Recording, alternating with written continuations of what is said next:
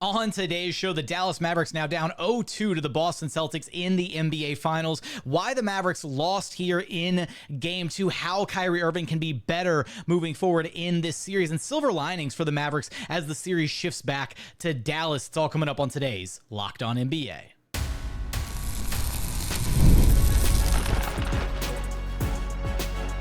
You are Locked On NBA, your daily NBA podcast. Part of the Locked On Podcast Network, your team every day. What's up, and welcome to another edition of Locked On NBA, the biggest stories with the local experts. I'm your host, Jackson Gatlin, also host of Locked On Rockets right here on the Locked On Podcast Network, your team every day. Now, today's episode is brought to you by eBay Motors. Passion, drive, and patience. The formula for winning championships is also what keeps your ride or die alive. eBay Motors has everything you need to maintain your vehicle and level it up to peak performance. Superchargers, roof racks, exhaust kits, LED headlights, and so much more. Whether you're into speed, power, or style, eBay Motors has you covered. With over 122 million parts for your number one ride or die, you'll always find exactly what you're looking for. And with eBay Guaranteed Fit, your part is guaranteed to fit your ride every time or your money back. Because with eBay Motors, you're burning rubber, not cash. With all the parts you need at the prices you want, it's easy to make your car the MVP and bring home huge wins. Keep your ride or die alive at ebaymotors.com. Eligible items only. Exclusions apply. eBay Guaranteed Fit only available to U.S. customers. Joining us now is the host of Locked On Mavs and Locked On NBA, Nick Angstadt, who you can track down wherever you listen to your podcasts or on YouTube. Just search Locked On Mavs. And now, Nick, the Mavericks trailing 0-2 in the NBA Finals as the series prepares to shift back to Dallas. This felt like a game where a lot of things were going the Mavs' way, right? The defense looked night and day different from game one. Celtics were missing their threes. Luka looked unguardable through at least the first half. What happened in the second half of this game, man? Yeah, John Krause of Locked On Celtics is standing not 10 feet in front of me. I know exactly what he's going to say on his segment, whether he goes before me or after me. He's going to go before me. But this was the game that the Celtics did not shoot the ball well at all. And this is the game, if you're the Dallas Mavericks, you have to win. You cannot miss this opportunity to win a game like this. And they missed this game, Jackson, because Kyrie Irving was not good. I heard Kyrie Irving sucks 150 times, 500 times, over and over again from this crowd. Kyrie sucks. Kyrie sucks. And you know what? For through two games, they were right. They were right. He was not good in this game either. 7 of 18 from the field, 16 points, 6 assists, 2 turnovers, one of them late with 2 minutes and 20 seconds left. That was just absolutely brutal. The Mavericks absolutely had to have that. And they still were kind of close at the end. Celtics scored less points than they did in game one. Mavs scored more points than they did in game one, so they closed the gap. But, man, to close it even further for the Mavs to actually get a win, Kyrie's got to be better and got to at least be good. For Kyrie to be better, though, I mean, how much of this is just the Celtics like suffocating perimeter defense, right? They're able to throw Drew Holiday at him. They're able to throw Jaylen Brown at him. We saw so many different stops in this game where it felt like Kyrie Irving, one of the best, like master manipulators in the game of basketball, able to have the ball in the string, gets wherever he wants on the floor. We saw him shut down multiple times in this game. So how can Kyrie get better? Is it just a matter of making the shots that he was able to get within the flow of the offense? Yeah, the Celtics deserve some credit for this, for sure. They have Drew Holiday, they have Derek White, both of them all defensive guards. They're great and very specific players that are geared towards and built for guarding a guy like Kyrie. They're shifty, they make great decisions. They are very smart players on defense and all that, so they absolutely get credit. I'm not trying to pretend like Kyrie is Superman and he's just holding back, or that he's got some kind of web block like Spider-Man and he can't thwip the web. Like it isn't that. They've been doing a good job defending him for sure.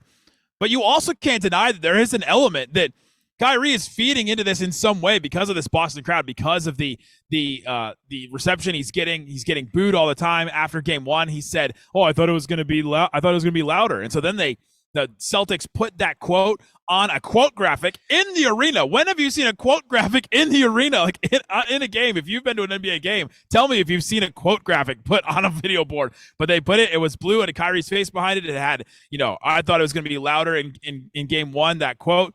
They put it on the video board before the game, and everybody got, was cheering and all that. And then during the game, Grant Asseth from Mavs reporter put out a video where Kyrie was cheering on and egging on the crowd and waving them up to say, hey, oh, be louder, oh, I can't hear you kind of thing. if you're going to feed into that, if you're going to say things like you did after game one, if you're going to egg on the crowd, you have to respond in a more productive way. It just you absolutely cannot have a game like this if you're going to try to play into everything that's happening and all the reception you're getting from this crowd. If you're going to talk that talk, you have to be prepared to walk the walk as well. And Kyrie has yet to do that, at least in this series. Now, I believe 0-11 against the 12. Celtics. 0-12 now. Okay, sorry. It was 0-11 before the official end of the game. So 0-12 against the Celtics since he was a member of the Boston Celtics. That's not a great number if you're a Dallas Mavericks fan. Now, when we look at Luka's production in this game, though, Nick, I mean, he was on fire in the first half. Did it just kind of I don't know what changed specifically in the second half, but there were definitely points where it almost felt like Luka was kind of running on fumes, forcing the issue a little bit too much, kind of feeding into what the Celtics, I think, ultimately wanted, which was him to carry all of the offensive workload by himself.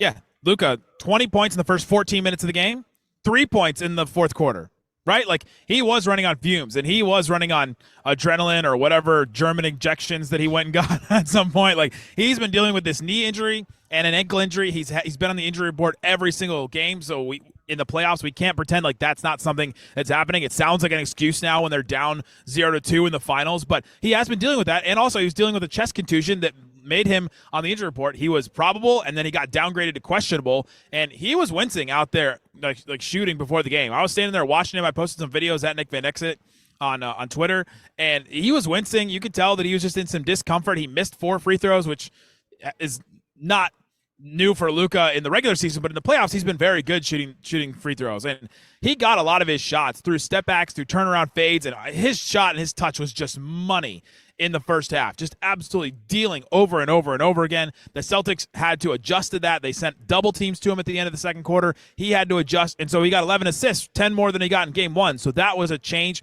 He contributed in a way that should have given the Mavs a chance to win. He just didn't get any help from his running mate. We know that through this postseason, the Mavericks kind of tandem duo at the 5 spot, right? Daniel Gafford, Derek Lively, they've been feasting against opposing teams, living above the rim, that vertical floor spacing. That's an element that the Celtics have kind of taken away from this Dallas team so far this series. Maybe a possible silver lining was Daniel Gafford having a big second half after just 2 points, 2 rebounds first half. He had 11.7 boards there in the second half. But then even an extension beyond that is we saw a lot of Maxi Kleber out there actually kind of running that 5 spot, that 5 out spacing. Is that something maybe a silver lining the Mavs can carry forward in this series, do you think? Yeah, the Celtics defense does not have a lot of weak points. Jason Tatum went so far as to say, we don't have anybody that you can hunt or that you can go against. And in the first 2 possessions for the Mavericks of the second half, Gafford posted up Jason Tatum and scored on him both times. And so like he had a good productive game in this one. He found a way to be productive, which is great for the Mavericks because he was not productive in game one at all. You had Maxi Kleber. He's the spacing 5-out guy. He took a couple of shots. That's progress for Maxi because he did not look like he wanted to take any threes or any shots in game one. I think the other guy, though, that you have to look at and say, man, I can be encouraged about something in this game if you're a Mavs fan, is P.J. Washington, your second leading scorer, 17 points, 7 rebounds. He had a block. He had some good defensive plays, missed 4 of his 5 threes, but he scored in other ways. He attacked Derek White off the dribble. He took advantage of his size. That little floater at the rim, that's a weapon that he can use. And so I think that that's something positive you take away from it. And, the Mavs defense still did what they needed to win a game. And it's not going to be pretty. The Celtics missed a ton of threes. I thought that their offensive process was good in this game. They missed some open shots, but the Mavs also forced them into contested threes in the first half for sure that they missed. And the Mavs offense just did not come to play today. P.J. Washington fouled on the back or clean block? Clean block and dumb challenge in the first quarter. So was that your next question? Begrudgingly, he says it was a clean block. What's going to happen in game 3 of this gave series? Tony Brothers credit. What adjustments will the Dallas Mavericks make? You're going to have us covered for all of that and so much more over at Locked On Mavs. Nick, thanks for stopping by Locked On NBA with me. The fan base is going to disown me.